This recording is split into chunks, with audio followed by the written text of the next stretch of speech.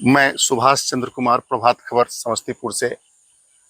अभी हम डॉक्टर राजेंद्र प्रसाद केंद्रीय कृषि विश्वविद्यालय पूसा बिहार के मेडिसिनल एंड एरोमेटिक प्लांट की खेती होती है और फॉर्म है, उसमें पहुंचे हुए हैं हमारे सर रंजन सर वैज्ञानिक।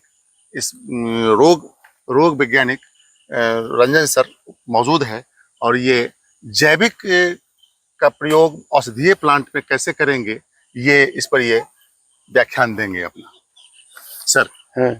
जैसा कि औषधीय पौधे हैं आज के परिप्रेक्ष्य में बहुत ही उपयोगी है। हाँ, जब से कोरोना काल आया तब से इसकी महत्ता जो है औषधीय पौधों की काफ़ी बढ़ गई है। तो जब हम लोग औषधीय पौधों की जब हम लोग खेती करते हैं तो निश्चित रूप से इसमें बहुत सारे बीमारियों से सामना करना पड़ता है। तो इसमें जो बीमारी है मुख्य रूप से जीवाणु जनित भी हो सकते हैं, फफूंद जनित भी हो सकते हैं, विषाणु जनित भी हो सकते हैं। तो जैसा हम जान रहे हैं कि औषधीय पौधे अपने आप में औषधि है, तो इसमें हमको किसी भी तरह का रासायनिक दवा का उपयोग करने से बचना है। तो आज के परिप्रेक्ष्य में हमारा जो जैविक है, जो सूक्ष्म जीवाणु है, इसका उपयोग करके जो इसको कि हम लोग बायो एजेंट या plant growth promoting rhizobacteria PGPR के भी नाम से जानते हैं। तो इसमें मुख्यतः आपका ट्राइकोडर्मा है, सुडोमोनास फ्लोरेसेंस है, बैसिलस है। सो इन सब में इतनी शक्ति है कि इसमें पौधों में रोग से लड़ने की क्षमता बढ़ जाती है। हाँ, रोगों से बचाव होता है। साथ ही साथ किसी तरह का अगर एडवर्स क्लाइमेट आता है तो उससे भी पौधों में लड़ने की क्षमता का विकास होता है। आम किसान सर, ट्राइकोडर्मा बहुत इंपॉर्टेंट चीज है जैविक फसल में उपयोग करने के लिए। फसल रक्षक के नाम से ट्राइकोडर्मा जाना जाता है। तो इसके लिए जागरूकता नहीं है, किसान नहीं जान रहा है कि ट्राइकोडर्मा हम कैसे यूज करें, कब यूज करें, कहाँ किस फसल में यूज करें, न करें। इस पर थोड़ा सा बताया जाए हमारे किसानों को। देखिए, कोई भी आप जैविक जो सूक्ष्म जो बेनिफिशियल उपयोगी जो सूक्ष्म जीवाणु है उसका उपयोग आप बीजोपचार के द्वारा, मृदा उपचार के द्वारा, और अगर खड़ी फसल में अगर रोग दिखाई दे तो उसमें आप इसका उपयोग करके कर सकते हैं। लेकिन आपको सबसे पहले इसका बीजोपचार करना जरूरी है, क्योंकि कोई भी बीमारी या तो बीज से आएगी या मिट्टी से आएगी या एयर से आएगी, है ना। तो जब हम बीजोपचार कर देंगे तो जो भी बीज जनित रोग होंगे जो उस बीज में होंगे वो वहीं पर नष्ट हो जाएंगे। साथ ही साथ उसमें रोग से लड़ने की क्षमता भी बढ़ जाएगी। तो जब हम इसको खेत में ले जाएंगे तो जब हम मृदा उपचार किए रहेंगे तो जो मृदा जनित रोग हैं जो मिट्टी के द्वारा हो रहा है तो उसको वो मिट्टी में कम कर देगा। साथ ही साथ पौधों में रोग से लड़ने की क्षमता का भी उसमें क्षमता आ जाएगी। तो इस तरह से हम बीजोपचार, मृदा उपचार करके रोग को कम कर सकते हैं और पौधों में रोग से लड़ने की क्षमता बढ़ जाए। साथ ही साथ ये गुण है इसका, ट्राइकोडर्मा हो या सुडोमोनास फ्लोरेसेंस हो, ये बहुत सारे चीज है ना, जैसे न्यूट्रिएंट जो हम लोग बोलते हैं उसकी उपलब्धता को बढ़ा देती है मिट्टी में। हाँ, जैसे नाइट्रोजन है, फॉस्फेट सॉल्युबलाइजिंग बैक्टीरिया है, नाइट्रोजन की उपलब्धता को बढ़ा देती है, फॉस्फेट सॉल्युबल माइक्रोन्यूट्रिएंट है जैसे आयरन है, जिंक है, इस सब की उपलब्धता को पौधों को बढ़ाते हैं, जिससे पौधा क्या है, स्वस्थ रहता है। जब पौधा स्वस्थ रहेगा तो उसमें अपने आप रोग से लड़ने की क्षमता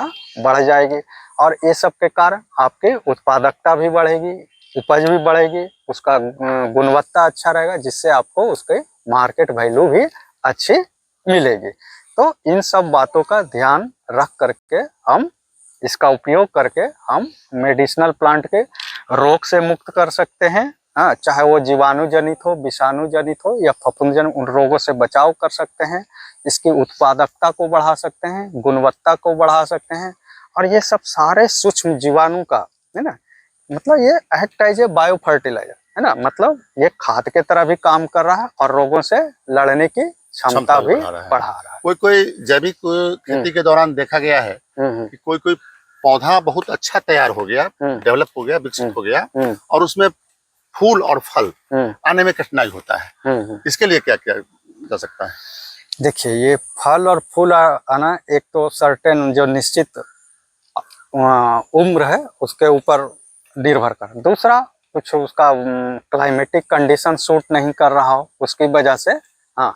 लेकिन अगर कुछ इस तरह का है तो आप इसका उपयोग करके, जैसे किसी न्यूट्रिएंट के इम्बैलेंस होने के चलते उसमें फल फूल नहीं आ रहा, तो ये सब का उपयोग करने से उसके न्यूट्रिएंट की उपलब्धता जो है आपको पौधों को उपलब्ध होगी, तो उसमें फ्रूटिंग और फ्लावरिंग, अगर ये न्यूट्रिशनल इम्बैलेंस होगा तो उसको वो मेंटेन कर देगा, ठीक कर देगा। अभी लेकिन अगर कोई क्या बोले, इन्वायरमेंटल पर्यावरण के जी, जी, कारण हो जी। जो उसको सूट नहीं कर रहा हो, तो फिर वो अलग विषय है। ये जलवायु परिवर्तन के दौर में विश्व ग्रसित है अभी, भारत सहित विश्व ग्रसित है। तो इस दौर में औषधीय पौधों की खेती क्या किसानों के लिए लाभकारी होगा, ये प्रभावित नहीं होगी? देखिए, औषधीय पौधे हमारे भारतवर्ष में आज से नहीं, ऋषि मुनियों से चला रहा है, तो ये हमारे यहाँ हर तरह का क्लाइमेटिक कंडीशन में, तो ये जो इन्वायरमेंट चेंज हो रहा है उसमें सब अफेक्ट होंगे। लेकिन हम जो समझ रहे हैं कि इसमें हमारा जो औषधीय पौधा है कम प्रभावित होगा। और जब हम ये जो बायो एजेंट का नाम ले रहे हैं, सूक्ष्म जीवाणु जो बेनिफिशियल जो है, इसका उपयोग करने से इससे भी लड़ने की क्षमता उसमें आएगी। किसी तरह का एडवर्स क्लाइमेटिक कंडीशन होगा तो उससे भी इसमें लड़ने की क्षमता आएगी। तो इस आपका जलवायु परिवर्तन के कारण भी इस औषधीय पौधों पर ज्यादा कोई प्रभाव नहीं पड़ेगा। किसान अगर चाह रहा है कि हम औषधीय पौधों की और सुगंधित पौधों की खेती करें, तो सबसे पहले क्या वो चुनाव करेंगे, कौन विषय का, कौन पौधों को चुनाव करेंगे जिससे कि लाभकारी हो और उनका सही बाजार मिले? देखिए, इसके लिए आपको सबसे पहले बाजार देखना है कि हमारा बाजार क्या चीज का है। अगर हम तुलसी का खेती कर रहे हैं और बाजार यहाँ पर तुलसी का नहीं है ना, तो अगर आप देख रहे हैं कि अगर हमको तुलसी का बाजार उपलब्ध है तो आप तुलसी की खेती, तो आपको अपने चारों तरफ ध्यान देना है कि अभी हमारा मार्केट किस, जो कि हमको बेचने में परेशानी नहीं हो, जो हमारा आसानी से बिक जाए। अंतर्राष्ट्रीय बाजार में भी औषधीय पौधे की मांग ज्यादा है। औषधीय पौधे में बहुत सारे हैं आजकल, तो तुलसी का भी चल रहा है, सतावर चल रहा है, ब्राह्मणी चल रहा है ना। तो इन सब का खेती करके हम अच्छा मुनाफा ले सकते हैं। सुगंधित पौधों में तेल वगैरह, हाँ, विदेश से एक्सपोर्ट होता है। हाँ, तो जो भी औषधीय में सुगंधित पौधों में जो तेल है उसका भी, जैसे लेमन ग्रास हो गया, तुलसी का हो गया, तो इन सब का भी मार्केट वैल्यू अंतर्राष्ट्रीय बाजार में काफी अधिक है। जैसे सतावर है, अश्वगंधा है, इस सब का भी अंतर्राष्ट्रीय बाजार में वैल्यू अच्छा है और मांग भी अच्छा खासा है। इसको आपका अच्छा दाम, बेहतर मूल्य संवर्धन हो तो। हाँ। लेकिन अगर आप लोकल मार्केट पे लोकली करना चाह रहे हैं तो आप देखिएगा कि हमको बेचने में किसमें आसानी होगी। ऐसा नहीं कि हम कर लिए सतावर और कोई खरीदने वाला नहीं। तो इसके आमतौर पर छोटे मझोले किसान तो विदेश मार्केटिंग नहीं कर सकते हैं एक ही बार, उनके लिए तो लोकल बाजार चाहिए। लोकल बाजार चाहिए, हाँ। और आप इस तरह का नेटवर्किंग बना करके आप इसको बाहर भी भेज सकते हैं, है ना। तो आजकल तो बहुत सारे भारत सरकार या बिहार सरकार इस तरह का उपलब्ध करा रहा है प्लेटफॉर्म, जहां से आप संपर्क करके आप इसको बाहर विदेश में, राज्य सरकार और भारत सरकार की ओर से इस पर औषधीय पौधों की खेती पर सब्सिडी भी दिया जा रहा है। हाँ, ये इस पे सब्सिडी भी उपलब्ध है। भारत सरकार, बिहार सरकार, सभी लोग इस औषधीय पौधों को बढ़ावा दे रही है।